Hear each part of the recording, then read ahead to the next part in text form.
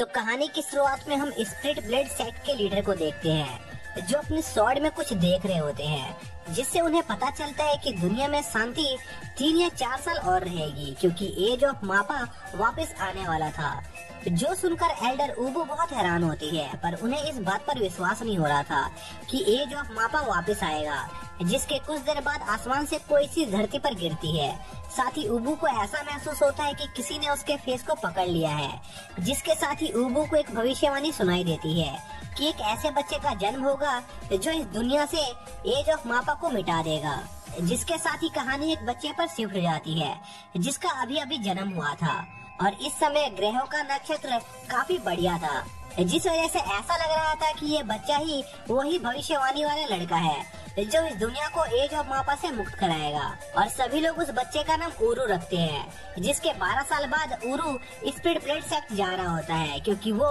Split blade sect का disciple बनना चाहता था। इसी दौरान स्प्लिट ब्लेड सेक्ट का डिसाइपल बनने का टूर्नामेंट चल रहा होता है, जिसके लिए कई पार्टिसिपेंट आए हुए थे और वो सभी वीआईपी रूम लेना चाहते थे, पर वीआईपी रूम की मैनेजर रे उन लोगों को वहाँ से भगा देती है, क्योंकि वो लोग वीआईपी रूम के काबिल नहीं थे। साथ ही कुछ एल्डर भी उन दोनों पार्टिसिपेंट को धमकी देते हैं कि अगर उन्होंने आगे से कुछ भी ऐसा करने का सोचा तो उनके लिए अच्छा नहीं होगा, जो कहकर वो लोग वहाँ से चले जाते हैं। तभी वहाँ पर काय नाम का एक लड़का आता है, जो रे से पूछता है कि आखिर वीआईपी रूम लेने के लिए क्या क्या रिक्वायरमेंट्स है, जिस पर रे बताती है कि वीआईपी रूम लेने के लिए आपके पास एक्सेस कार्ड होना चाहिए। पर दिक्कत ये थी कि एक्सेस कार्ड सिर्फ एक ही था। तभी वहाँ पर उरू आ जाता है, जिसके पास वो एक्सेस कार्ड था, जिस पर रे उरू को अंदर ले जाती है। जिसके बाद रात में काय सोच रहा होता है कि आखिर उरू के पास वो एक्सेस कार्ड आया कहाँ से।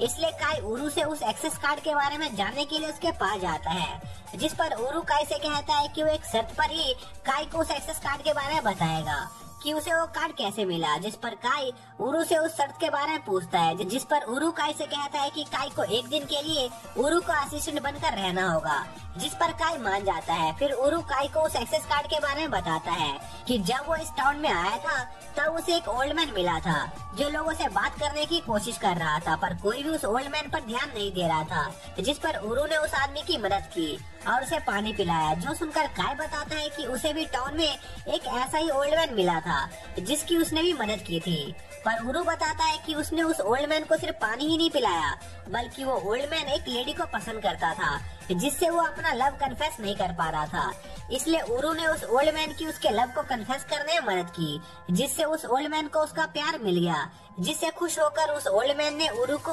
वो वीआईपी एक्सेस कार्ड दिया। इसी दौरान हम रे को देखते हैं, जिसे एक एल्डर 100 केजी मूली बेचने का काम देते हैं, जिस पर रे झट से तैयार हो जाती है, क्योंकि रे को पूरी उम्मीद थी कि वो आसानी से उन मूली को बेच देगी। पर एल्डर एक कंडीशन रखते हैं कि रे को उन मूली को ऊंचे दामों पर बेचना होगा, जिस वजह से रे को उन मूली को बेचने में काफी दिक्कत आ रही थी। इसी बीच उरू और काय कहीं जा रहे होते हैं। तभी उरू की असिस्टेंट भागते हुए उरू के पास आती है और उसे बताती है कि चोरों ने उनका सारा सामान चुरा लिया है और अब उनके पास खाने के लिए कुछ भी नहीं है। जो सुनकर उरू थोड़ा घबरा जाता है और रे के पास जाता है और उसे कहता है कि वो रे की इन मूली को बेचने में मदद करेगा, बदले में रे उन्हें 3 दिन का खाना देगी। जिस पर रे मान जाती है और उरू और काय उन मूली को बेचने में रे की मदद करने लगते हैं। पर कोई भी आदमी उन मूली को नहीं खरीद रहा था, क्योंकि वो मूली बहुत ज्यादा महंगे थे। तभी वहाँ पर उरू आ जाता है, जो सभी से कहता है कि वो इन सभी मूली को खरीदेगा। जो सुनकर कुछ लोग उरू से इसका कारण पूछते हैं, जिस पर उरू उन लोगों को बताता है कि ये मूली एक स्पेशल तरह की मूली है, जिसके अंदर स्पिरिट को प्यूरिफाई करने की एबिलिटी है, इसलिए काफी सस्ते दामों पर मिल रहा है। जो सुनकर सभी लोग जल्दी से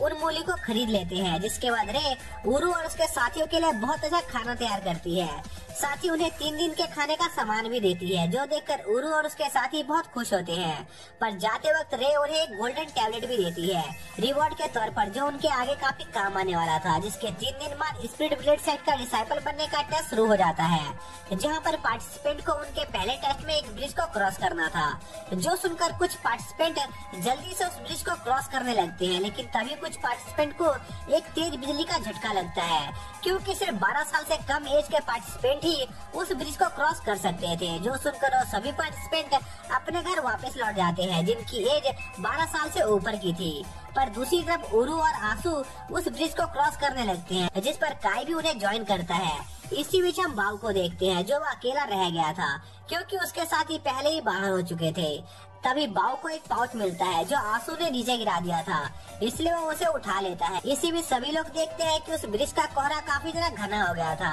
जो देखकर काफी पार्टिसिपेंट डर जाते हैं और वापस लौट जाते हैं। इसी बीच उस टेस्ट को कंटिन्यू करे पार्टिसिपेंट को एक फाउंटेन नजर आता है, लेकिन उन्हें समझ नहीं आ रहा था कि आखिर उन्हें इस फाउंटेन के साथ क्या करना है, जिस पर एक पार्टिसिपेंट को लगता है कि उन्हें इस फाउंटेन का पानी दूसरी तरफ ले जाना है और यही इस टेस्ट का असली टास्क है। पर उन्हें समझ नहीं आ रहा था कि आखिर वो उस फाउंटेन से वाटर को किस में निकालेंगे, जिस पर उरू उन्हें बताता है कि उन्हें इस ब्रिज के टुकड़े का इस्तेमाल करना चाहिए, गोल्ड से बना हुआ था, जिससे वो लोग कंटेनर बना सकते थे। जिस पर वो सभी लोग उस ब्रिज से गोल्ड निकालने लगते हैं और आखिर में वो लोग धीरे धीरे उस वाटर को अपने कंटेनर में भर लेते हैं। और दूसरी तरफ उरू बहुत ज्यादा खुश हो रहा था क्योंकि रे ने उसे बहुत बड़ा कंटेनर दिया था, जिससे वो बहुत सारा पानी उस कंटेनर में भर के रख सकता था। और यह सब देखकर उरू को ऐसा लगता है कि रे का स्पिरिट ब्लेड सेट से जरूर कोई लेना देना है, क्योंकि रे जानती थी कि ये कंटेनर उरू के काम आएगा। लेकिन इसी बीच एक पार्टिसिपेंट उस फाउंटेन को गिरा देता है, जिससे वो पूरा ब्रिज डिस्ट्रॉय हो जाता है और कुछ पार्टिसिपेंट नीचे गिर जाते हैं। पर सही समय पर टेस्ट एडमिनिस्ट्रेटर उन पार्टिसिपेंट को बचा लेते हैं। तभी हम देखते हैं कि कुछ पार्टिसिपेंट नीचे गिरने से बच गए थे क्योंकि उन्होंने उस ब्रिज की रस्सी को पकड़ लिया था और उरू ये मौका देखकर झट से उस ब्रिज को क्रॉस कर लेता है, जिसके बाद उरू और उसके साथी आगे बढ़ना जारी रखते हैं और टॉबिन विलेज पहुंच जाते हैं, जिसके गेट को खोलने के लिए वो लोग उस वाटर का यूज करते हैं जो उन्हें उस फाउंटेन से मिला था। और अंदर पहुंचते ही उस विलेज के लोग उनका अच्छे से स्वागत करते हैं और उन्हें बहुत सारा स्वादिष्ट खाना देते हैं। पर कुछ पार्टिसिपेंट को उरू से बहुत ज्यादा जलन हो रही थी क्योंकि उरू को बहुत ही स्वादिष्ट खाना मिल रहा था, पर उनके खाने में काफी कम वैरायटी थी, इसलिए वो उरू से उसका खाना मांगने जाते हैं। और उनमें से एक लड़का उरू को अपनी फैमिली बैकग्राउंड की धमकी देता है, पर उरू को उसकी धमकी से कोई फर्क नहीं पड़ता है और वो उल्टा उस लड़के का मजाक उड़ाने लगता है, जिससे वो लड़का और भी ज्यादा फ्रस्ट्रेट हो जाता है। तभी सुशीन उन लड़कों के पास आता है और वो उन लड़कों को बताता है कि उरू को उन लोगों से ज्यादा अच्छे से इसलिए ट्रीट किया जा रहा है क्योंकि उरू इस विलेज में सबसे ज्यादा पानी लेके आया था। फिर सुशीन उरू से उसके बारे में पूछता है क्योंकि सुशीन के पास उरू को छोड़कर बाकी सभी की इन्फॉर्मेशन थी, जो सुनकर उरू पहले सुशीन से उसके बारे में बताने को कहता है, जिस पर सुशीन बताता है कि वो डायमंड किंगडम का प्रिंस है। साथ ही वो उरू को काई के बारे में बताता है और हमें पता चलता है कि काई बूटियन किंगडम का प्रिंस है, जो जानकर उरू बहुत हैरान होता है। फिर रात में काई और उरू आगे के टेस्ट के बारे में बात कर रहे होते हैं, जिस पर उरू काई को बताता है कि उनका अगला ट्रायल पहले ही शुरू हो चुका है क्योंकि अब उन्हें विलेज से बाहर जाने का रास्ता ढूंढना है, जो कि उनके लिए काफी मुश्किल होने वाला था। जिसके अगले दिन आंसू उस विलेज से बाहर जाने का रास्ता ढूंढ रही होती है और हम समझ पाते हैं कि उरू का संदेह बिल्कुल सही था क्योंकि आंसू को उस विलेज से बाहर जाने का कोई रास्ता नहीं नजर आ रहा था। तभी वहाँ पर सुशीन आता है और आंसू से पूछता है कि आखिर वो यहाँ पर क्या कर रही है, जिस पर आंसू सुशीन को सब कुछ बता देती है। वहीं दूसरी तरफ उरू और काई भी उस विलेज को इन्वेस्टिगेट कर रहे होते हैं ताकि वो इस विलेज से बाहर निकल सके। और कुछ देर की इन्वेस्टिगेशन करने के बाद उरू को पता चलता है कि उन्हें इस विलेज से बाहर निकलने के लिए यहाँ के लोगों का दिल जीतना होगा, साथ ही उन्हें यहाँ के लोगों की मदद भी करनी होगी क्योंकि उन्हें तभी स्वादिष्ट खाना मिलेगा। जिसके अगले दिन बाव उरू और काई से हेल्प मांगने आता है क्योंकि आंट रियू और मेयर की वाइफ के भी लड़ाई हो गई थी और उन्होंने गुस्से में बाव को उनके घर से निकाल दिया था, जिस पर उरू बाव की मदद करने का फैसला करता है क्योंकि उरू को उम्मीद थी कि वो मेयर की वाइफ और आंट रियू की लड़ाई खत्म करवाकर इस विलेज से निकल सकता है। जिसके अगले दिन सभी पार्टिसिपेंट विलेज के लोगों की मदद कर रहे होते हैं और उरू अभी उन लेडीज के बीच सुलह करवाने के तरीके के बारे में सोच रहा होता है। जिसके अगले दिन हम देखते हैं कि उरू ने उन लेडीज के बीच सुलह करवा दिया था, जिससे खुश होकर उस विलेज के लोग उरू को यहाँ से जाने की इजाजत दे देते हैं और बाकी पार्टिसिपेंट उरू को ऐसे कामयाब होता देख उसी का तरीका फॉलो करने की सोचते हैं। तभी हम उरू को देखते हैं जिसे एक मास्क मैन उसके टेस्ट के लिए कांग्रेचुलेट करता है और उरू को एक जगह के बारे में बताता है जहाँ पर उसे उसका रिवॉर्ड मिलेगा, जिस पर उरू उस जगह पर जाता है जहाँ पर उसे बहुत सारे आर्टिफैक्ट मिलते हैं।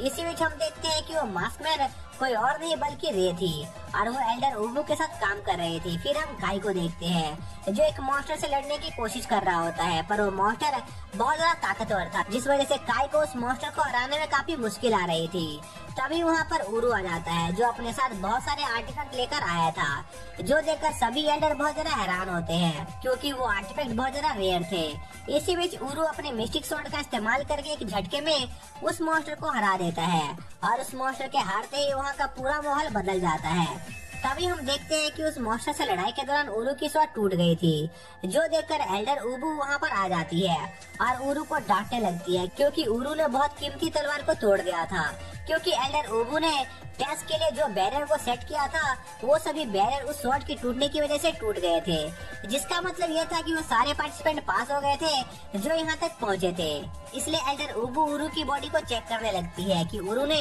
कुछ और तो छुपा के नहीं रखा हुआ है, और चेक करने पर उबू को उरू से एक गोल्डन टैबलेट मिलता है, जिस पर उबू उस टैबलेट को कैश में कन्वर्ट करने के बारे में सोचने लगती है। लेकिन तभी कोई उस टैबलेट को उबू से छीन लेता है और हम देख पाते हैं कि वो आदमी स्पिरिट ब्लेड सेट का हेड एल्डर था, जो उबू से उसे सब कुछ बताने को कहता है, जिस पर उबू उन्हें सब कुछ बता देती है, जो सुनकर वो एल्डर स्पिरिट ब्लेड सेट के दूसरे सभी एल्डर को वहाँ पर बुलाता है और उन्हें इसका कोई सॉल्यूशन निकालने को कहता है, क्योंकि सभी 15 पार्टिसिपेंट पास हो गए थे और वो लोग इतने नए स्टूडेंट को अफोर्ड नहीं कर सकते थे। इसलिए वो कोई नए टेस्ट को कंडक्ट करने के बारे में फैसला करते हैं, जिसके अगले दिन सभी पार्टिसिपेंट को एक रूम में बुलाया जाता है, जहाँ पर सभी एल्डर उनका इंतजार कर रहे थे। तभी एल्डर सभी पार्टिसिपेंट से कहते हैं कि वो उनके अंदर की काबिलियत को मापेंगे और वो सिर्फ 3 ही पार्टिसिपेंट को सिलेक्ट करेंगे, जिस पर सभी स्टूडेंट तैयार हो जाते हैं, जहाँ पर उनके अंदर की स्पिरिट एनर्जी को मापा जाता है। इसी में सभी एल्डर सुसिन की स्पिरिट एनर्जी को देखकर बहुत ज्यादा हैरान होते हैं, क्योंकि सुसिन की spirit energy spirit blade set के सबसे स्ट्रॉन्गेस्ट कल्टीवेटर से मैच हो रही थी। फिर धीरे धीरे सभी स्टूडेंट अपनी एनर्जी को चेक करवा लेते हैं, जिसके बाद रिजल्ट की बारी आती है और रूरी सभी के सामने उन 3 पार्टिसिपेंट का नाम लेती है जो स्पिरिट ब्लेड सेट के स्टूडेंट बनने के लिए चुने गए थे। वो 3 पार्टिसिपेंट सुसिन, आसू और बाऊ होते हैं, जो देखकर सभी स्टूडेंट बहुत ज्यादा हैरान होते हैं, क्योंकि उन्हें लग रहा था कि उरू और काई भी सिलेक्ट हो जाएंगे, लेकिन उनके बदले आसू और बाऊ को सिलेक्ट किया गया था, जिस पर काई रूरी से उनको सिलेक्ट न करने का कारण पूछता है, जिस पर रूरी काई से कहती है कि काई की स्पिरिट एनर्जी काफी स्पेशल है, पर उनके पास वो रिसोर्सेस नहीं है जिससे वो काई जैसे कल्टीवेटर को ट्रेन कर सके। पर ऐसे बहुत सारे सेट हैं जो काई को खुशी खुशी अपना लेंगे। फिर उरू रूई से उसके बारे में पूछता है, जिस पर रूई बताती है कि उरू की स्पिरिट एनर्जी एक ऐसे वॉरियर से मिलती है जिसे इतिहास का सबसे पावरफुल कल्टीवेटर माना जाता था, पर मापा एज के आने के बाद वो टेक्निक कहीं खो गई है, जिससे उस वॉरियर ने खुद को ट्रेन किया था। इसलिए कोई भी सेक्ट उरू को ट्रेन नहीं कर सकता है, जो सुनकर उरू को काफी दुख होता है। पर तभी रूई उरू से कहती है कि अगर वो एक गुड लक चार्म के तौर पर उनके सेक्ट में रहना चाहता है तो वो रह सकता है, क्योंकि उरू के अंदर लेजेंडरी वॉरियर की स्पिरिट एनर्जी थी, जिस पर उरू झट से तैयार हो जाता है, जो देखकर उबू उरू को बताती है कि उरू को उनके सेक्ट में शामिल होने पर कुछ नहीं मिलेगा, पर उरू को ऐसे कोई दिक्कत नहीं थी। फिर उरू उन एल्डर से पूछता है कि उसे कौन ट्रेन करेगा, जिस पर सभी एल्डर उरू को एल्डर उबू से ट्रेनिंग लेने को कहते हैं। पर दिक्कत की बात ये थी कि एल्डर उबू ने आज तक किसी को ट्रेन नहीं किया था, जो सुनकर उरू को बहुत ज्यादा डर लगने लगता है, जिसके अगले दिन काई उरू से अलविदा लेकर वहाँ से निकल जाता है, जिसके बाद उरू उबू के साथ उसके घर जाता है, जहाँ पर उरू उबू के साथ रहने वाला था। और वहाँ पर पहुँचते ही उबू उरू का एप्टीट्यूड टेस्ट लेने लगती है और उरू के टेस्ट के दौरान उबू उरू के टैलेंट को काफी अच्छी तरह से देख पा रही थी, जिससे वो काफी इम्प्रेस होती है, क्योंकि उरू का टैलेंट बिल्कुल उसके सेलेस्टियल स्पिरिट बेस की तरह खास था। और देखते ही देखते उरू को उबू के साथ रहते हुए 2 साल बीत जाते हैं, जहाँ पर उरू रोज अपनी मॉर्निंग ट्रेनिंग करता है और वहाँ से आने के बाद उबू के तैयार किए हुए मेडिकल बाथ में नहाकर अपनी स्टडी के लिए दूसरे स्टूडेंट के साथ क्लाउड क्रॉसिंग हॉल्स निकल जाता है, जहाँ पर उरू अपनी मैथ, हिस्ट्री और डिफरेंट कल्टीवेशन मेथड की स्टडी किया करता था। और अपनी क्लास खत्म करने के बाद उरू जब घर जा रहा होता है, तभी रास्ते में उसकी मुलाकात रे से होती है, जो उसके लिए खाना लेकर आई थी, जिस पर उरू खाना खाने लगता है। और उरू के खाना खाने के बाद रे उरू को कुछ मार्शल आर्ट्स टेक्निक सिखाने का फैसला करती है, जिसका नाम ड्रैगन सबडिंग पाम था, जिसे सीखने से एक आदमी अपने पाम से काफी ज्यादा स्ट्रॉन्ग फोर्स जनरेट कर सकता था, जिस पर उरू रे के साथ उस टेक्निक की प्रैक्टिस करने लगता है। और कुछ घंटों की ट्रेनिंग करने के बाद उरू अपनी बॉडी में उस टेक्निक की एनर्जी को फील कर पा रहा होता है और उस टेक्निक को परफॉर्म करने में कामयाब रहता है, जिस पर रे उरू से कहती है कि अगर उरू रोज इस टेक्निक टेक्निक को 2 बार प्रैक्टिस करेगा तो वो जल्दी इस टेक्निक के सुशील लेवल पर पहुंच जाएगा। और अपनी ट्रेनिंग करने के बाद उरू जब घर जाता है तो उसे वहाँ पर कोई नहीं मिलता है, जिस पर उरू समझ जाता है कि उबू जरूर से ड्रिंक करने बाहर गई है, इसलिए वो सो जाता है। और जब अगली सुबह उरू की आँख खुलती है तो वो देखता है कि उबू वापस घर लौट आई थी। पर तभी उबू अपनी ड्रैगन सबडिंग टेक्निक के प्रैक्टिस करने के लिए वहाँ से जाने लगता है, जिस पर उबू उरू से पूछती है कि आखिर उसे मार्शल आर्ट्स कौन सिखा रहा है। जिस पर उरू ताना मारते हुए उबू से कहता है कि उसका नया टीचर उबू के मुकाबले काफी बढ़िया है, क्योंकि उसने उरू को जितना कुछ एक दिन में सिखाया उतना उबू उसे 2 साल में भी नहीं सिखा पाई। जो सुनकर उबू काफी गुस्सा हो जाती है और उरू के टीचर से मिलने की जिद करने लगती है, पर उरू इससे साफ इनकार कर देता है। जिस पर उबू उरू के सामने ऑफर रखती है कि अगर उरू के टीचर ने उसे कॉम्बैट में हरा दिया तो वो उरू को जो चाहे वो करने देगी। जिस पर उरू रे को जाकर उबू की कही सारी बातों के बारे में बताता है, पर रे उबू से लड़ने से इनकार कर देती है। जिस पर उरू रे को सारी बुरी बुरी बातें बताता है जो उबू ने उसके बारे में कही थी, जो सुनकर रे को काफी ज्यादा गुस्सा आ जाता है और वो उबू के साथ लड़ने के लिए तैयार हो जाती है और उबू से मिलने उसके घर निकल जाती है, जहाँ पर उबू को पता चलता है कि उरू का टीचर कोई और नहीं बल्कि रे थी। लेकिन इसके बावजूद भी वो अपनी लड़ाई को कंटिन्यू रखने का फैसला करते हैं, जहाँ पर उबू अपनी बॉडी से एक ऑरा रिलीज करने लगती है, जिसे उरू ने पहली बार महसूस किया था। और ऐसी ऑरा सिर्फ वो वॉरियर्स रिलीज कर सकते थे जो डेंड्रिलैम पर मौजूद हो। पर इसके बावजूद भी रे को कोई फर्क नहीं पड़ता है और उन दोनों के बीच में लड़ाई शुरू हो जाती है, जहाँ पर वो दोनों एक दूसरे को काफी अच्छी टक्कर दे रहे होते हैं। लेकिन लड़ाई के दौरान उबू पर कुछ पत्थर गिर जाते हैं, जिससे वो हार जाती है, जिस वजह से उबू को अपने वादे के मुताबिक उरू की सारी बातें माननी पड़ती है। जिस पर उरू उबू से उसे सीरियसली ट्रेन करने को कहता है, जिस पर उबू उरू को बताती है कि उसने उरू की ट्रेनिंग काफी लंबे समय से शुरू कर रखी है, जिस वजह से उसके काफी पैसे उस मेडिकल बात में खर्च हो रहे थे। जो सुनकर रे भी इस बात को पॉइंट आउट करती है कि उरू की बॉडी सही में काफी ज्यादा तेजी से डेवलप हो रही थी और यही कारण है कि उरू ड्रैगन सबडिंग टेक्निक को इतनी जल्दी सीख पाया, जिसे सीखने में सालों लग जाते हैं। तभी उबू उरू को बताती है कि उबू इतने लंबे समय से उरू की बॉडी को डेवलप करने पर इसलिए ध्यान दे रही थी ताकि वो उरू को उसकी एम्ब्रोफस बोन्स की टेक्निक सिखा सके, जिसके लिए उरू की बॉडी का स्ट्रॉन्ग होना काफी ज्यादा इम्पोर्टेंट था। लेकिन उबू उरू को उसकी एम्ब्रोफस बोन टेक्निक सिखाने से पहले उरू को इस टेक्निक के बारे में बताने का फैसला करती है, जहाँ पर उबू उरू को बताती है कि उसकी एम्ब्रोफस बोन बॉडी टेक्निक सभी 9 रीजन टेक्निक में से उरू की सेलेस्टियल स्पिरिट बॉडी के साथ काफी ज्यादा कंपैटिबल थी, जो उसके टेक्निक के लिए एक बेस का काम करती। जो सुनकर उरू को समझ आता है कि लामोटो ने उबू की इस स्पेशल टेक्निक की वजह से ही उबू को उसका मास्टर चुना था। जिसके बाद उबू उरू की ट्रेनिंग स्टार्ट करा देती है, जहाँ पर एम्ब्रोफस बोन टेक्निक की वजह से उरू की बॉडी में काफी ज्यादा दर्द हो रहा था, पर उरू इसके बावजूद भी अपनी ट्रेनिंग जारी रखता है और 3